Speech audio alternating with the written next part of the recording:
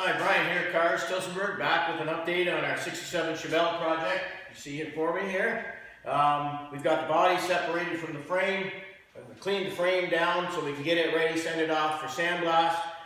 Cleaned everything off because there's going to be all new suspension, brakes, steering, body mounts, everything new is going to be going in the project. We found a couple spots where the body mounts mount, and we fixed those because there's all new mounts going in, so we want everything to look right and be right.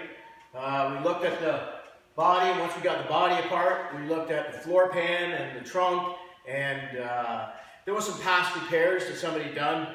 They weren't bad, but we decided, since we're taking this project to a higher level, that we would go with what you see before me here. It's an all brand new floor pan. There's going to be all new sheet metal right from the back to the front. It makes for just a higher fit and finish and a nicer project when it's done, because it just looks the way it was when it came out from the factory. So it brings it to a higher standard of finish. The body, Pat has it braced up so that he's going to be cutting the floor pan out to fit everything. So he braced the body so it doesn't fold in when you're doing the work on it. He'll weld that all in, and we'll be bringing you pictures of that too.